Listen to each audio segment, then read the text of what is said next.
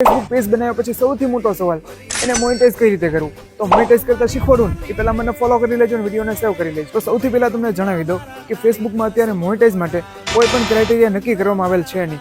અત્યારે ફક્ત ને ફક્ત ઇન્વાઇટ ઓનલી પ્રોગ્રામ ચાલુ છે, જેની અંદર તમે તમારો જે પણ કોન્ટેન્ટ હોય એની જે ડિટેલ્સ હોય એ તમારે ફેસબુકને કન્ટેન્ટ મોનેટાઇઝેશનનું જે ઓપ્શન આવે છે એની અંદર સબમિટ કરવાની હોય છે. અને એ સબમિટ કરશો એટલે ફેસબુક ટીમ છે એનો રિવ્યૂ જોશે, પછી તમારું જે પેજ છે એનું રિવ્યૂ જોઈને ચેક કરશે કે ભાઈ તમારો કોન્ટેન્ટ છે એ મોનેટાઇઝેશન માટે અવેલેબલ છે, પરફેક્ટ છે. અને જો પરફેક્ટ હશે તો ફેસબુક ટીમ છે એ તમને કન્ટેન્ટ મોનેટાઇઝેશનનું જે ટૂલ આવે છે એ આપી દેશે. અને ખાસ બીજી વાત કે તમે હાલતું ફાલતું વિડીયો જોવો છો જેની અંદર તમને જણાવે છે કે ફેસબુકની અંદર તમારે 5000 ફોલોવર અને 60000 મિનિટ જોઈએ.